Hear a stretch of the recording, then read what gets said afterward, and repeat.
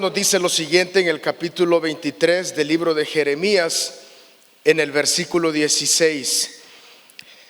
Así ha dicho Jehová de los ejércitos: no escuchéis las palabras de los profetas que os profetizan. Os alimentan con vanas esperanzas, hablan visión de su propio corazón, no de la boca de Jehová. Así ha dicho Jehová de los ejércitos: no escuchéis las palabras de los profetas que os profetizan. Os alimentan con vanas esperanzas, hablan visión de su propio corazón, no de la boca de Jehová. Oremos. Padre, gracias Señor por esta mañana que tú nos regalas. Dios mío, hemos venido a este lugar, Dios, no solamente para escuchar acerca de ti, Señor, sino para estar contigo, Padre, y recibir de ti todas las bendiciones espirituales que tú quieres entregarnos a cada uno de nosotros.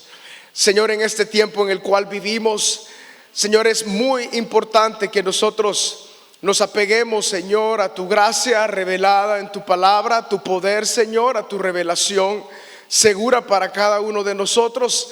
Ayúdanos, Señor, a discernir, a entender tu voluntad, a ser sensibles a la dirección de tu Espíritu Santo, y en esta mañana que tú nos puedas hablar, Señor, a lo más profundo de nuestro corazón. En tu santo nombre, Jesús. Amén y amén. El pasado domingo, hermanos, que el Señor también nos dio la oportunidad de estar juntos acá a esta hora, meditamos acerca de lo que Dios hizo acerca del profeta Jeremías, y hablamos de que la palabra profética, el hombre asignado en ese tiempo para Israel, era Jeremías, y él envió una palabra de Dios para el pueblo. Y entonces dos grandes columnas son los pilares que establecen la palabra profética que Dios le dio al pueblo a través de Jeremías.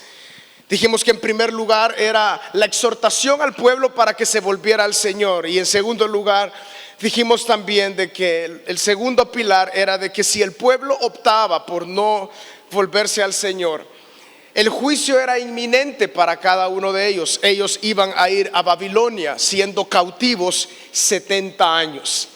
Esto así fue. Jeremías fue el hombre que recibió la palabra, la entregó y la vio cumplida. Vio que el pueblo no se volvía al Señor, y también vio como Nabucodonosor con su ejército arrasó con Jerusalén, se llevó gran cantidad de pueblo y hubo una matanza terrible, y el pueblo fue 70 años justamente a ese lugar. Dentro de este contexto, hermanos, Jeremías tenía una lucha constante. Él tenía una lucha de palabra con muchos hombres y con el pueblo. Y esto era con los hombres que querían traer palabra como que si fuera de Dios, pero a la verdad no era de Dios.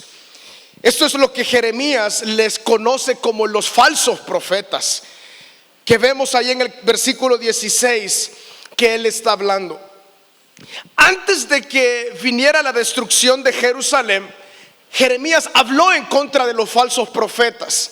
No solamente habló en contra de ellos, sino que tuvo encuentros directos con falsos profetas. Y él decía: la palabra de Jehová es esta. Al pueblo le decía: absténganse, tengan cuidado de lo que ustedes están escuchando. Por si fuera poco, cuando el pueblo se fue cautivo por cumplimiento de la palabra profética a través de Jeremías dada por Dios, cuando el pueblo estaba en Nabucodonosor, los falsos profetas seguían profetizando falsa palabra en ese lugar. Fue así que Jeremías le tocó escribir varias cartas, y una de esas cartas para los que estaban exiliados en Babilonia es el capítulo 29 de Jeremías, cuando él escribe una carta y le dice a los hombres y mujeres que estaban en Babilonia: por favor, no escuchen a los falsos profetas que están en medio de ustedes. Estas palabras, hermanos, deseo que resuenen en nuestra mente y en nuestro corazón en este tiempo, también cuando nosotros estamos viviendo una ola inmensa dentro de la iglesia de Cristo de falsa palabra que no viene del Señor y pretende y anhela engañar a los hermanos. Por eso en esta oportunidad deseo hablarles, hermanos, con este breve tema.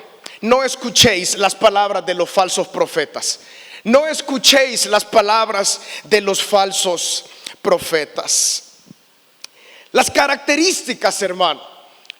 Jeremías tenía que batallar con esto. ¿Cuáles eran las características de estos hombres que traían un mensaje que no era de Dios? Pero antes, hermanos, de analizar las características, el alcance y lo que considero que tenemos que traer a nuestro corazón en este tiempo para un mejor entendimiento de estos pasajes y de pasajes del Nuevo Testamento, debo mencionar algo. Los falsos profetas no eran hombres paganos, es decir, no eran hombres de países extranjeros, de pueblos extranjeros, no. Eran hombres que estaban en Israel, judíos, que tenían su propio entendimiento acerca de las cosas. Lo que quiero dar a entender es que era algo que surgía dentro del pueblo de Israel. No eran hombres de Asiria, no eran hombres de los amonitas, no eran hombres de ciudades vecinas o pueblos vecinos a Israel. Todo lo contrario, eran hombres que salían justamente del pueblo porque usaban la palabra de su mismo Dios, la palabra de Jehová, para engañar al pueblo. La cuestión es que el hombre asignado por Dios para ese tiempo se llamaba Jeremías. Veamos entonces algunas características de los falsos profetas. El versículo 16 nos dice algunas y luego vamos a navegar por otros versículos. Hermanos, tengan su Biblia abierta para ir a distintos lugares de la palabra del Señor en esta oportunidad. Versículo 16 dice: no escuchéis las palabras de los profetas que os profetizan, os alimentan con vanas esperanzas. Esa es la primera característica. Alimentar con vanas esperanzas. ¿Cuáles eran las vanas esperanzas que le estaban dando al pueblo de Israel estos falsos profetas? En contraste a la palabra autorizada por Dios a través de Jeremías. Bueno, en primer lugar les estaban diciendo de que el yugo de Nabucodonosor iba a ser doblegado delante de Israel, así como Dios había hecho en tiempos antiguos obras milagrosas grandes. Y ciertamente así lo había hecho el Señor. Él había dado victorias a Israel en momentos complicados, momentos cuando ejércitos contrarios venían a Israel y Dios había hecho una obra milagrosa. Pero en esta oportunidad, a causa de la rebelión del pueblo de Jeremías, Dios ya había instituido, ya había decidido que el yugo sobre ellos no se iba a quitar. Por eso la palabra de estos profetas era vana, traía vanas esperanzas, porque el yugo no se iba a quitar. Lo que estaba detrás de esto, lo que estaba detrás de estas vanas esperanzas de estos falsos profetas era: sigan viviendo como ustedes quieran vivir y Dios los va a proteger. Todo lo contrario a la palabra profética de Jeremías, que era: pueblo, volveos al Señor, dejen su mal camino y vuelvan al Señor. Lo que hablamos en la última oportunidad, Dios les dijo: dejen de incensar a dioses extraños, dejen la idolatría, dejen la obstinación, dejen la rebelión. Pueblo que me ha dejado a mí fuente de agua viva y han cavado para sí cisternas rotas que no retienen agua. Los profetas entonces, en otras palabras, estaban diciéndoles: no, Nabucodonosor va a perder su fuerza sobre ustedes. Ustedes continúen lo que están haciendo. Y esto era una mentira. Características de los falsos profetas: en primer lugar, entonces, traer vanas esperanzas. ¿Por qué vanas? Porque no son ciertas. En segundo lugar, hablan visión de su propio corazón. Esto es tremendo. Versículo 16, ahí en la segunda parte: hablan visión de su propio corazón. no de la boca de Jehová. En el mismo libro de Jeremías se nos dice, en el libro de Isaías se nos dice, ¿cuál cosa es más engañosa que el corazón?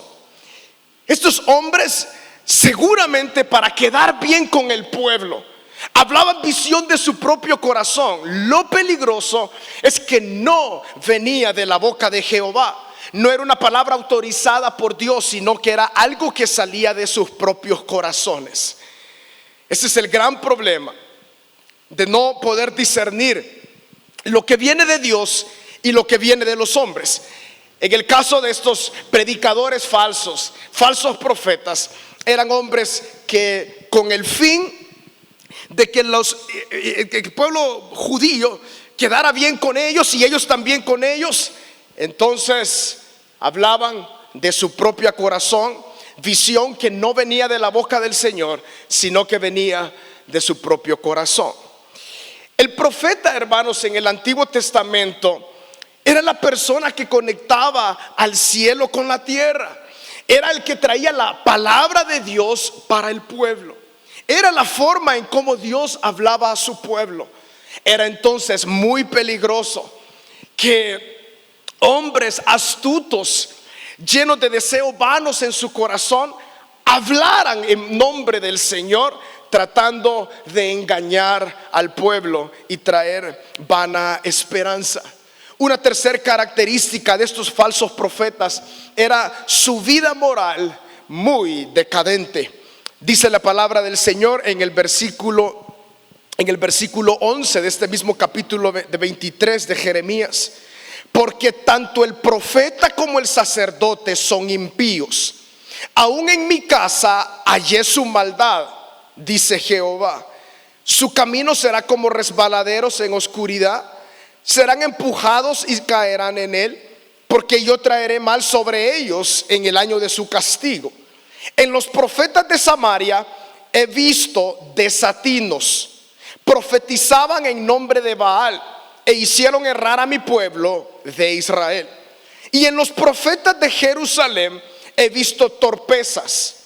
Cometían adulterios, andaban en mentiras y fortalecían las manos de los malos, para que ninguno se convirtiese de su maldad.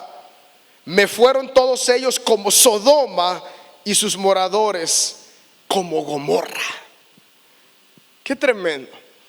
La vida de estos hombres era una vida llena de maldad. El versículo 11 dice: aún su maldad la vi, dice el Señor, en mi templo. Es decir, no había vergüenza.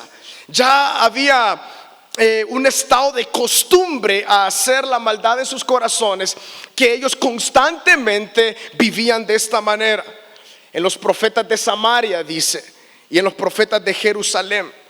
¿Por qué hace estas dos divisiones con respecto a estas dos ciudades?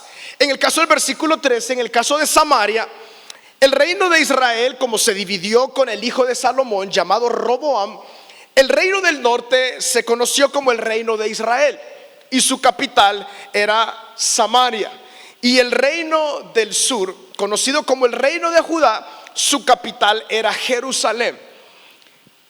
Jeremías profetizó sobre todo desde la ciudad de Jerusalén para el reino de Judá, pero también Dios le dio palabra para el reino de Israel y aún para ciudades y países vecinos.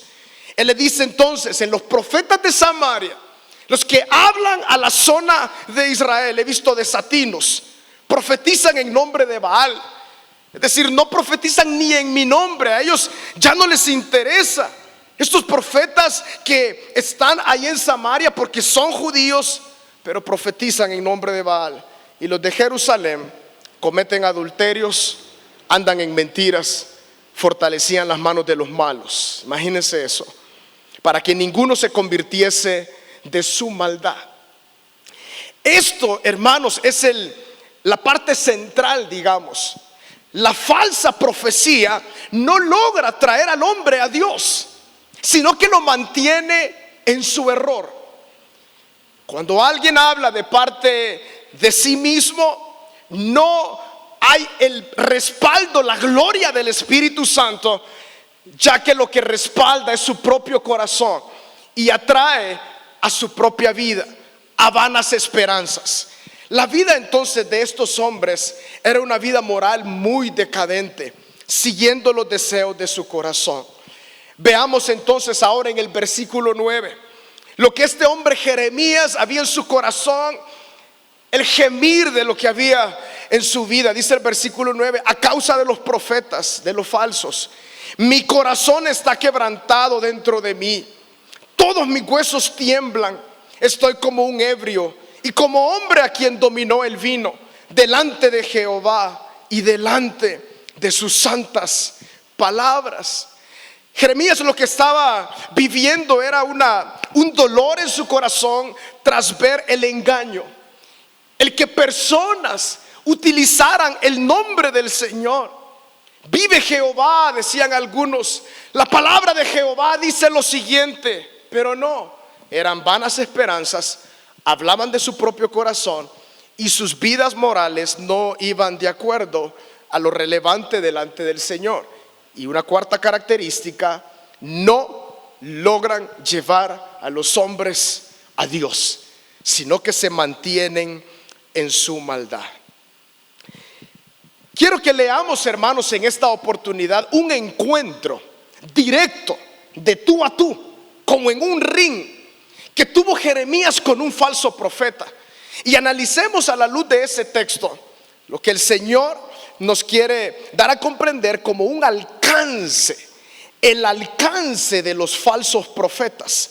En el capítulo 28 de Jeremías, la palabra del Señor nos dice lo siguiente. No es un capítulo muy largo, de hecho es un capítulo muy interesante.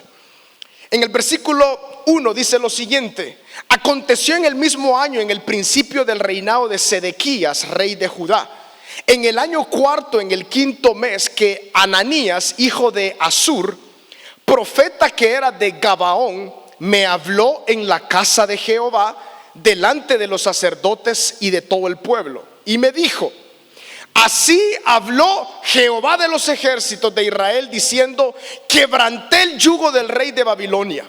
Dentro de 2 años haré volver a este lugar todos los utensilios de la casa de Jehová que Nabucodonosor, rey de Babilonia, tomó de este lugar para llevarlos a Babilonia. Y yo haré volver a este lugar a Jeconías, hijo de Joacim, rey de Judá, y a todos los transportados de Judá que entraron en Babilonia, dice Jehová, porque yo quebrantaré el yugo del rey de Babilonia. Entonces respondió el profeta Jeremías al profeta Ananías, delante de los sacerdotes y delante de todo el pueblo que estaba en la casa de Jehová. Y dijo el profeta Jeremías: amén. Así lo haga Jehová. Confirme Jehová tus palabras con las cuales profetizaste, que los utensilios de la casa de Jehová y todos los transportados han de ser devueltos de Babilonia a este lugar. Con todo eso, oye ahora esta palabra que yo hablo en tus oídos y en los oídos de todo el pueblo. Los profetas que fueron antes de mí y antes de ti en tiempos pasados profetizaron guerra, aflicción y pestilencia contra muchas tierras y contra grandes reinos. El profeta que profetiza paz, cuando se cumpla la palabra del profeta, será conocido como el profeta que Jehová en verdad envió. Entonces el profeta Ananías quitó el yugo del cuello del profeta Jeremías y lo quebró. Y habló Ananías en presencia de todo el pueblo diciendo: así ha dicho Jehová, de esta manera romperé el yugo de Nabucodonosor, rey de Babilonia, del cuello de todas las naciones dentro de 2 años. Y siguió Jeremías su camino. Después que el profeta Ananías rompió el yugo del cuello del profeta Jeremías, vino palabra de Jehová a Jeremías diciendo: ve y habla a Ananías, diciendo: así ha dicho Jehová, yugos de madera quebraste, mas en vez de ellos harás yugos de hierro. Así ha dicho Jehová de los ejércitos, Dios de Israel: yugo de hierro, pues sobre el cuello de todas estas puse sobre el cuello de todas estas naciones, para que sirvan a Nabucodonosor, rey de Babilonia, y han de servirle. Y aún también le he dado las bestias del campo. Entonces dijo el profeta Jeremías al profeta Ananías: ahora oye, Ananías, Jehová no te envió, y tú has hecho confiar en mentira a este pueblo. Por tanto, así ha dicho Jehová: he aquí que yo quito de sobre la faz de la tierra te quito de sobre la faz de la tierra, morirás en este año porque hablaste rebelión contra Jehová. Y en el mismo año murió Ananías en el mes séptimo. Impresionante. Era un ring. Ahora te toca hablar a ti, ahora me toca hablar a ti, ahora te toca profetizar a ti, ahora me toca profetizar a mí. Ananías empezó diciendo con las mismas palabras que también Jeremías utilizaba. Así dice Jehová, el Señor de los ejércitos. Y empezaba su falsa profecía. Luego Jeremías respondió. Ananías utilizó una ilustración clara, ya que Jeremías tenía un yugo literal sobre su cuello puesto, y él se lo quitó, lo quebró. Así Dios envía palabra de que Nabucodonosor romperá su yugo sobre nosotros. Dios lo hará y nosotros volveremos acá muy pronto. Y esto no era así. La palabra de Jeremías fue la que se cumplió. Justamente Ananías murió en ese año por palabra de Dios a través de Jeremías. Está muy claro, hermanos, la lucha constante que tenía este hombre Jeremías. Era un hombre de Dios. Nadie lo escuchaba, pero hacía la voluntad de Dios. Lo que él decía, porque era palabra de Dios, era lo que se cumplía. Veamos a partir de este texto dos alcances de la falsa profecía. Dice la palabra del Señor en el versículo 15, en la segunda parte: Jehová no te envió y tú has hecho confiar en mentira a este pueblo. El alcance de la falsa palabra profética tiene la capacidad de hacer confiar a la gente en mentiras. En otras palabras, de engañar. Ese es el propósito, ese es el fin. Pero qué terrible es vivir siendo engañados. Qué terrible es entender este pueblo y creer mentiras. Así estaban viviendo ellos, en tremendo engaño. Sí, Dios nos va a llevar de regreso pronto. No, no es cierto. Por eso luego viene en el capítulo 29 la carta de Jeremías, que fue enviada a los que estaban en Babilonia. Y le dice: construyan casas, hagan sus sembrados, denle esposas a sus hijas, porque ahí van a estar mucho tiempo. Procurad la paz sobre esa ciudad, porque en su paz ustedes van a tener paz. Eso fue lo que Jeremías dijo. No era algo de 2 años, no era algo de 5 años, no era algo de 10 años. Eran 70 años lo que iban a estar allá. El alcance de la falsa profecía, entonces, en primer lugar, engañar. Que la gente confíe en una mentira. Eso a Jeremías le pesaba sobre su corazón. A Dios eso le es aborrecible. Que alguien hable en su nombre cuando Él no lo ha enviado, y que la gente confíe en palabra que Dios no ha enviado. El segundo alcance de la falsa profecía, en base a lo que dice la palabra en el versículo 16, es lo siguiente, en la última parte del versículo 16: porque hablaste rebelión contra Jehová. Otras versiones de la palabra dicen: porque han vuelto a rebelión al pueblo en contra de Jehová. Este hombre Ananías, al usar la palabra de Dios, o a usar el nombre de Dios como alguien que enviaba palabra, seguramente lo sabía, pero no sabemos si lo sabía precisamente o no, pero él estaba siendo rebelde al Señor. Lo interesante acá es que esa rebelión que se va dando también a aquellos que son engañados. Hermanos, cuando vivimos engañados, prácticamente estamos yendo en contra de Dios. El pueblo, como lo vimos en la última oportunidad, era un pueblo rebelde, y los falsos profetas les ayudaban en su rebelión. Les traían vanas esperanzas. No había una conversión genuina en su corazón, sino que ellos hacían lo que estaba en su corazón e iban en contra del Señor. Los falsos profetas entonces traían la rebelión al pueblo, la proliferaban y les decían: este es el engaño, y se iba el pueblo en contra del Señor. Alcance de la falsa profecía: confiar en mentiras, es decir, engañar y traer rebelión.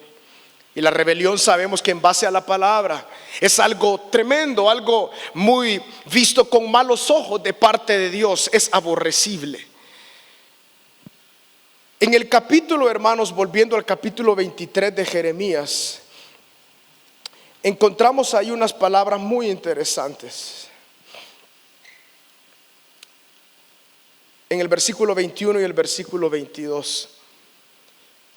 Dice: no envié yo a aquellos profetas, pero ellos corrían. Yo no les hablé, mas ellos profetizaban. Pero si ellos hubieran estado en mi secreto, otras versiones dicen consejo, habrían hecho oír mis palabras a mi pueblo y lo habrían hecho volver de su mal camino y de la maldad de sus obras. Como no estaban en el consejo de Dios, estos hombres no hacían resonar las palabras de Dios, sino que hablaban sus palabras. Y eso era lo tan peligroso, que hablaban palabra de ellos y no se escuchaba la palabra de Dios. Por lo tanto, los resultados que hace la palabra de Dios no llegaban al pueblo, que era que volvieran de su mal camino y de la maldad de sus obras. Todo lo contrario, hacía aumentar la maldad del pueblo. Esto, hermanos, era lo que Jeremías estaba viviendo en ese tiempo. Pero considero que a partir de la vida de Jeremías, el ejemplo de Jeremías, nosotros también podemos traer ciertas aplicaciones al tiempo en el cual nosotros estamos viviendo. Por lo tanto, ahora, hermanos, deseo traer una breve, porque de esto se puede decir muchísimas cosas, pero deseo traer algunas aplicaciones a nuestro tiempo a partir del Nuevo Testamento y lo que la palabra nos dice acá en el Nuevo Testamento. Debo comenzar diciendo lo que dije hace un momento: los profetas eran las personas asignadas por Dios en ese tiempo para traer la palabra de Dios al pueblo. En Efesios capítulo 4 versículo 11, cuando la palabra nos habla acerca de los dones ministeriales que el Señor ha dado para este tiempo, el Señor dice lo siguiente, versículo 11, capítulo 4 de Efesios: y Él mismo constituyó a unos apóstoles, a otros profetas, a otros evangelistas, a otros pastores y maestros. Aquí vemos 5 oficios o 5 dones, 5 responsabilidades que Dios daba a su pueblo, es decir, a la iglesia. En este nuevo tiempo encontramos estos 5 oficios dados. Algunos consideran que los apóstoles y los profetas han cesado. Los apóstoles, en pocas palabras, hermanos, son aquellos que son enviados con un propósito. En nuestro medio, conocido como los misioneros. Los profetas son aquellos que hablan en nombre de Dios, que hablan al pueblo del Señor, que hablan palabra de Dios al pueblo del Señor. Evangelistas, aquellos que predican el evangelio. Y los pastores y maestros, los que nutren, los que enseñan, los que proveen el alimento de la palabra para la iglesia de Cristo. Pero encontramos dentro de estos 5 oficios el oficio del profeta. El profeta estaba ahí en el Nuevo Testamento juntamente con Pablo y con la iglesia apostólica. Habían profetas que hablaban palabra de Dios al pueblo. Habían profetas que traían palabra de Dios a la iglesia de Cristo, trayendo exhortación, trayendo consuelo, trayendo ánimo a los hermanos.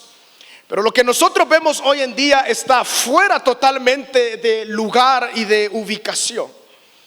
Esto abunda hoy en día partiendo de versículos como estos, Efesios capítulo 4 versículo 11. Y la lucha que tenía Jeremías era una lucha contra otros que se levantaban en su tiempo. Y con mucha atención a Ananías, Jeremías le dijo: habla, profeta, como dando a comprender, tal vez tú el oficio lo tienes, pero tu respaldo carece de la capacidad del Dios eterno. Es decir, tú te llamas profeta, pero tú no estás autorizado por Dios. Tu palabra no es autorizada. Dice la palabra del Señor, hermanos, de que aquellos que traían falsa palabra al pueblo, leímos ahí, le era tan pesado al Señor como aquellos de Sodoma y de Gomorra. De igual forma, hoy en día le es muy pesado al Señor aquellos que hablan de parte de Dios cuando Dios no ha dicho nada, cuando Dios no ha enviado palabra. Entonces, estos oficios, estos ministerios están ahí, que se desarrollan y se mueven en la iglesia. Estos oficios no han sido dados para mostrar quién es la autoridad en la iglesia de Cristo, sino solamente es para asignar responsabilidades dentro del cuerpo de Cristo. La cabeza de la iglesia es Cristo, dice la palabra del Señor, pero Él asignó personas para lograr desarrollar estos ministerios de bendición para la iglesia de Cristo. Entonces, hermanos, en este tiempo los profetas son aquellos que traen la palabra del Señor al pueblo. Pero cuando decimos hablar la palabra del Señor al pueblo, ¿qué estamos diciendo? Esa es la gran pregunta. Porque en el antiguo tiempo los profetas literalmente traían la palabra de Dios al pueblo. No había otra fuente. La fuente asignada por Dios eran ellos. Pero miren lo que dice Hebreos capítulo 1, versículo 1. Poderoso, hermanos. Hebreos capítulo 1, versículo 1. Dios, habiendo hablado muchas veces y de muchas maneras en otro tiempo a los padres por los profetas, en estos postreros días nos ha hablado ¿por quién? Por el Hijo, a quien constituyó heredero de todo y por quien asimismo el universo. Y luego viene una descripción hermosa acerca de nuestro Señor Jesucristo. El escritor, entonces, inspirado por el Espíritu, dice: en el tiempo antiguo Dios hablaba a través de los profetas. Habló en muchas oportunidades y de varias maneras. Utilizó a muchos hombres. Pero hoy, en este tiempo, Dios nos habla a través de su Hijo.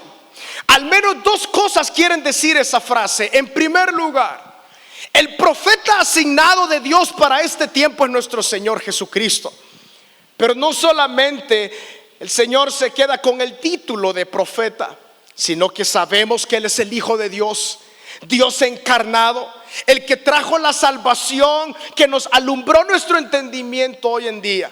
Pero en el sentido de la palabra, Jesucristo es el hombre asignado en este tiempo del cual nosotros recibimos toda instrucción. O sea que ahora nosotros recibimos el entendimiento de Dios a través de Jesucristo. Y esta revelación ya es completa.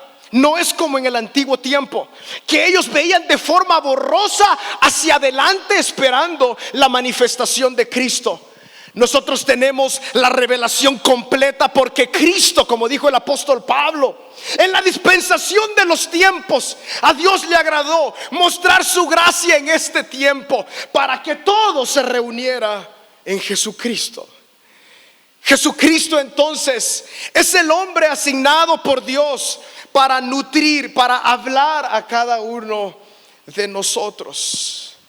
Pero veamos algunos elementos importantes de esta declaración de Hebreos capítulo 1 y versículo 1 y versículo 2. Al vivir en este tiempo que nosotros vivimos, ¿cómo nosotros nos mantenemos firmes? Y no solo firmes, sino libres de engaño. Veamos algunas ideas que la palabra del Señor nos da para que podamos caminar por un sendero firme, hermanos, y libres de todo engaño. En primer lugar, lo que vemos ahí en Hebreos capítulo 1, Cristo ahora es el enviado por Dios para hablar a nuestra vida, para nutrirnos y para mostrarnos el camino. Pero también Cristo es la palabra de Dios. En el antiguo tiempo, Dios tuvo que usar a los profetas y a través de ellos traer su palabra. Pero Cristo es la palabra del Señor. O sea, completamente la esencia, la gloria de Dios y lo que Él ha querido manifestar al universo entero se encuentra en la persona de nuestro Señor Jesucristo. Hermanos, la palabra de Cristo es la palabra de Dios. Cristo es la palabra del Señor. Él dijo: yo soy el camino, yo soy la vida. Nadie viene al Padre si no es por mí. El que me ha visto a mí, ha visto al Padre, le dijo a Felipe. El apóstol Pablo dice: Cristo, la imagen visible del Dios invisible. En él habitaba corporalmente la plenitud de la deidad.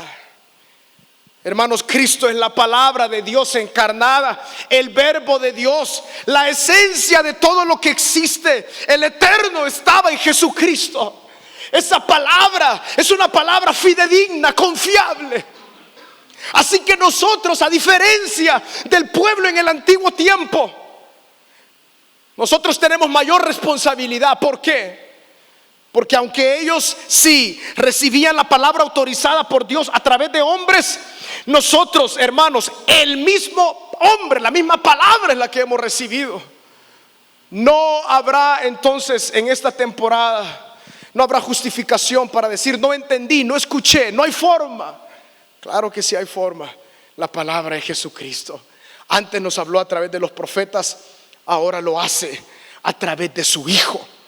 Entonces, hermanos, cada uno de nosotros somos hijos de Dios, hijas de Dios. Nos nutrimos del mismo nacimiento. Nuestra nutrición espiritual directa del maná, así como en el antiguo tiempo los hebreos comían maná, que representaba la palabra del Señor, que era Cristo. Cristo dijo ahí en Juan: yo soy el pan que descendió del cielo, yo soy el pan de vida. Usted y yo nos nutrimos espiritualmente digamos, es una inyección a la vena directamente. Es a través de Cristo. Cristo en vosotros es la esperanza de gloria. Veamos otros elementos muy importantes acerca de cómo nos mantenemos. Dice la palabra en la segunda carta de Pedro, en el capítulo 1. Segunda carta de Pedro, capítulo 1, en el versículo 19 y en el versículo 21. Esta segunda carta de Pedro nos dice elementos muy interesantes. El versículo 19 dice lo siguiente: tenemos también la palabra profética más segura, a la cual hacéis bien en estar atentos como a una antorcha que alumbra en lugar oscuro, hasta que el día esclarezca y el lucero de la mañana salga en vuestros corazones, entendiendo primero esto, que ninguna profecía de la Escritura es de interpretación privada. Nunca la profecía fue traída por voluntad humana, sino que los santos hombres de Dios hablaron siendo inspirados por el Espíritu Santo. En segundo lugar, ¿cómo nos mantenemos firmes, hermanos? Teniendo la palabra profética más segura. ¿Y cuál es esa? Ustedes la tienen ahí en sus manos. La palabra profética más segura. En primer lugar, hermanos, y como prioridad, ¿de dónde nosotros necesitamos palabra? De Cristo. En segundo lugar, en su palabra, que la palabra del Señor, en otras palabras, es la revelación de Cristo. Cristo es entonces el alimento constante del creyente. No necesita en primera instancia buscar en ningún otro lugar ningún tipo de palabra. Somos pentecostales, amén, ¿verdad, hermanos? Sabemos de los dones del Espíritu, palabra de ciencia, palabra de sabiduría, discernimiento de espíritus. Claro que sí, que muchos de ustedes ejercen en el servicio cristiano. Pero cuando hablamos de la palabra asignada, traída por Dios a los hombres, esto le compete solamente a nuestro Señor Jesucristo, que ahora es el asignado por Dios para hablar y para nutrir a la iglesia de Cristo. En tercer lugar, ¿cómo nos mantenemos firmes en este tiempo y libres de engaño? A través de la obra del Espíritu Santo en nuestra vida. Miren lo que dice la primera carta de Corintios, capítulo 2, en el versículo 10. Nos dice cosas muy interesantes que debemos prestar atención y que nos dan a entender la obra perfecta del Espíritu Santo. Dice la palabra, 1 Corintios capítulo 2, versículo 10. pero Dios nos las reveló a nosotros por el Espíritu. ¿Qué cosas? Las cosas del Señor, la sabiduría de Dios, porque el Espíritu todo lo escudriña, aún lo profundo de Dios. ¿Quién de los hombres sabe las cosas del hombre sino el Espíritu del hombre que está en él? Así tampoco nadie conoció las cosas de Dios sino el Espíritu de Dios. Y nosotros no hemos recibido el Espíritu del mundo, sino el Espíritu que proviene de Dios, para que sepamos lo que Dios nos ha concedido, lo cual también hablamos, no con palabras enseñadas por sabiduría humana, sino con las que enseña el Espíritu, acomodando lo espiritual a lo espiritual. Dice el versículo 12 en la última parte, para que sepamos lo que Dios nos ha concedido. Hermanos, la obra del Espíritu Santo en el creyente es poderosa. Nos hace comprender los misterios de Cristo. Eso es asombroso. Jesús, antes de ascender al cielo, le dijo a los discípulos: el Espíritu Santo, cuando venga sobre ustedes, les enseñará todas las cosas y Él los llevará a la verdad. Es decir, los va a llevar a Cristo, para que ustedes logren comprender en el Espíritu todas las cosas que yo les he enseñado. De igual forma, hermanos, cuando estamos ahí con el Señor siendo instruidos por la palabra, es como un traductor. Nos traduce la palabra espiritualmente a nuestro ser y la logramos capturar, y conocemos los misterios de Cristo a través de su revelación en su palabra. Hemos experimentado esa gloria, ¿verdad, hermanos? Cuando vamos a su palabra y viene un proceso espiritual glorioso hecho por el Espíritu Santo, nos hace saber las profundidades del Señor a través de Cristo, que es la persona autorizada para darnos palabra en este tiempo. Hermanos, llenémonos del Espíritu Santo. Ser llenos del Espíritu Santo, hermanos, no solamente es hablar en lenguas, que es algo vital e importante. Es también orar en el Espíritu, es vivir en el Espíritu, y es entender las profundidades de los misterios de Cristo. Y cuando el Señor va abriendo su palabra en nuestra mente y en nuestro corazón, el creyente queda pero anonadado al decir: ¿qué es esta riqueza gloriosa que hay en la palabra? Por eso Pablo decía: grande es el misterio de la piedad. Él decía: ¿quién puede entender? Son insondables los misterios de Dios. El evangelio para el creyente es justamente eso. Cuando nosotros, hermanos, nos comemos un banquete, ¿cómo vamos a andar buscando verduritas podridas? Así es la palabra. Cuando el Espíritu nos nutre, ¿cómo vamos a andar buscando que nos den palabra? Si la recibimos de la fuente, no adulterada, palabra de Cristo sobre nuestro corazón, y se pone ahí en lo más directo. Y es el Espíritu Santo, y decimos: Espíritu Santo, quiero que reveles más a Cristo en mi vida. Así nos mantenemos en este tiempo, hermanos, firmes y libres del engaño. Un cuarto elemento. Lástima que no tengo tiempo, hermanos. Deseo vigilia, ¿verdad?, para lograr transmitir lo que el Señor. En cuarto lugar, la unción del Espíritu. La unción del Espíritu sobre nuestra vida es como un escudo, es un protector sobre nuestra mente. Dice, vean lo que dice la primera carta de Juan en el capítulo 2. Primera de Juan en el capítulo 2, miren lo que dice. Son pocas las oportunidades que esta palabra traducida está en el Nuevo Testamento, y aquí la encontramos 3 veces en esta primera carta, y son prácticamente las únicas que están en el Nuevo Testamento. Primera carta de Juan, capítulo 2, en el versículo 20. Pero vosotros, el apóstol hablando a la iglesia, vosotros tenéis la unción del Santo y conocéis todas las cosas. No os he escrito como si ignoraseis la verdad, sino porque la conocéis y porque ninguna mentira procede de la verdad. ¿Quién es el mentiroso sino el que niega que Jesús es el Cristo? Este es anticristo, el que niega al Padre y al Hijo. Todo aquel que niega al Hijo tampoco tiene al Padre. El que confiesa al Hijo tiene también al Padre. Lo que habéis oído desde el principio permanezca en vosotros. Si lo que habéis oído desde el principio permanece en vosotros, también vosotros permaneceréis en el Hijo y en el Padre. Y esta es la promesa que Él nos hizo, la vida eterna. Os he escrito esto sobre ¿quiénes? Los que os engañan.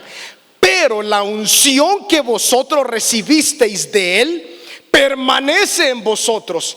No tenéis necesidad de que nadie os enseñe, así como la unción misma os enseña todas las cosas, y es verdadera y no es mentira. Según ella os ha enseñado, permaneced en Él.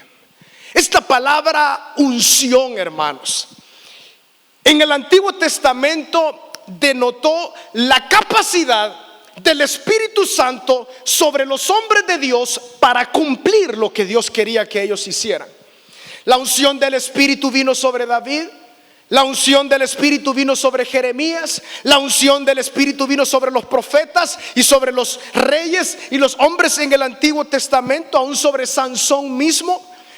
Él era muy débil, pero cuando la presencia del Espíritu Santo, la unción venía sobre él, le daba capacidad para cumplir el propósito de Dios y así sacar adelante a Israel. En el caso del Nuevo Testamento, hermanos, no seamos engañados. No hay nadie más ungido que otro. No creamos todas estas cosas que dice la palabra. Vosotros habéis recibido la unción del Espíritu. Lo está diciendo Juan, el que se recostó en el pecho de Jesús. Él no está diciendo la unción que yo tengo. Él está diciendo la unción que la iglesia tiene. ¿Por qué? Porque el Espíritu Santo ahora se mueve entre nosotros poderosamente. La unción nos enseña todas las cosas. Eso no quiere decir de que no necesitamos congregarnos, no necesitamos escuchar de nadie, sino que nos da a comprender que es el Espíritu Santo el que nos dirige a toda verdad. Piense usted en su caminar como creyente. Cuando era un neófito, un niño en Cristo, no lográbamos diferenciar mucho acerca de la falsa enseñanza y la verdadera. Pero en la medida que vamos creciendo, la revelación de Cristo a través del Espíritu Santo por su palabra nos va siendo dada y vamos comprendiendo la verdad de las cosas. La unción viene a ser esa protección de Dios sobre la vida del creyente para que no sea engañado y que se mantenga firme, entendiendo las cosas, los misterios de Dios a través de Cristo. ¿Cuánto anhelamos y necesitamos esa unción constantemente que está en nuestra vida? No se trata de quién es el más ungido. Se trata de seguir al Espíritu Santo a través de la palabra que nos lleve a Cristo y así crecer en la verdad. En quinto y último lugar, ¿cómo nos mantenemos libres y firmes del engaño? El Espíritu Santo nos guiará a toda verdad.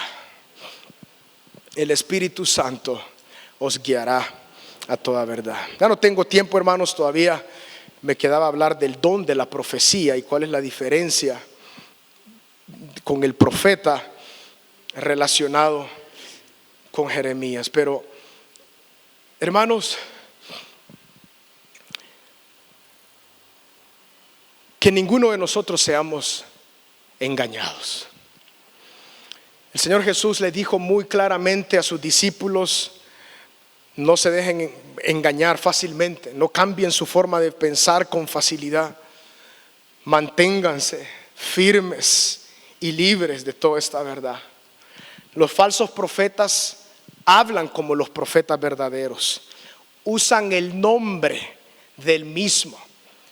Lo vimos ahí, Ananías envía palabra de Jehová al pueblo y Jeremías envía palabra de Jehová al pueblo. ¿Cómo nosotros vamos a navegar en este mundo con certeza, con firmeza y con libertad? Conociendo, bajo la guianza del Espíritu Santo, al poderoso, al asignado por Dios para este tiempo, que es nuestro Señor Jesucristo. Que la revelación de Cristo sea nutrida sobre nuestro corazón a partir de la palabra y de la obra del Espíritu Santo sobre nuestra vida, hermanos. Comamos el banquete de la palabra del Señor y no andemos buscando migajas por aquí y por allá, que alguien me diga. Vanas esperanzas no son ciertas.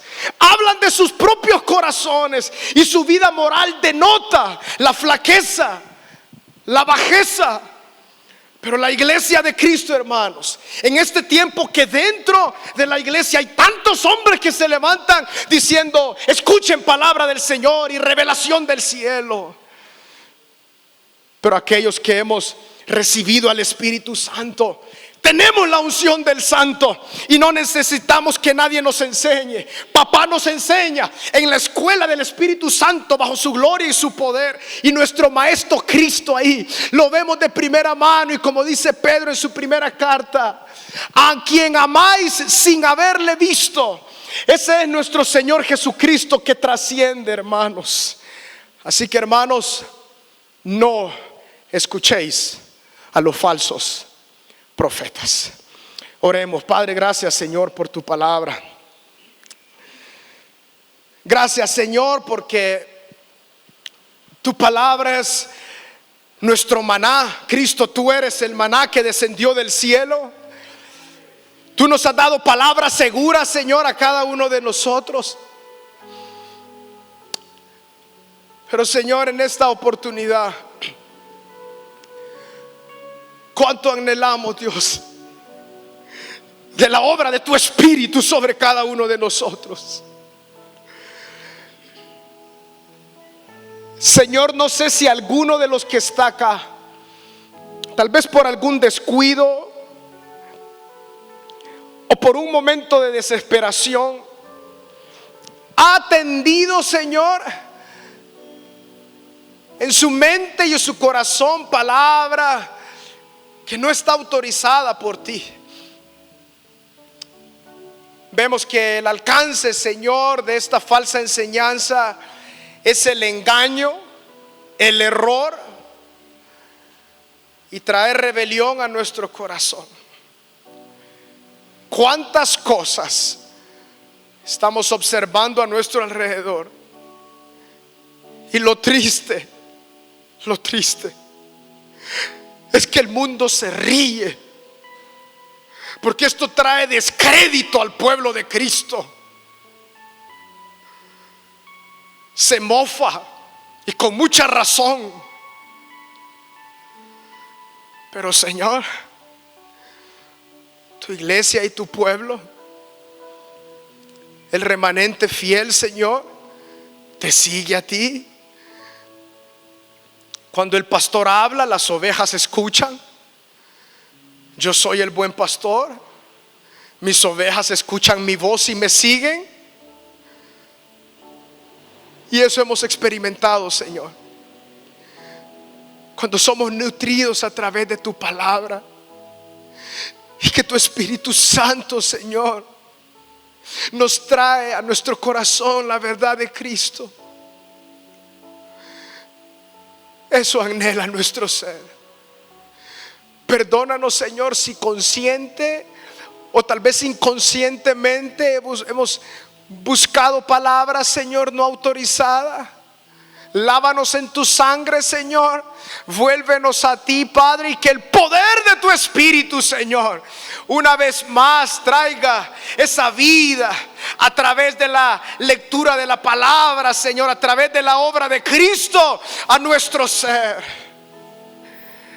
Porque ciertamente la palabra de Dios bajo el ministerio de Jeremías fue la que se dio cumplimiento.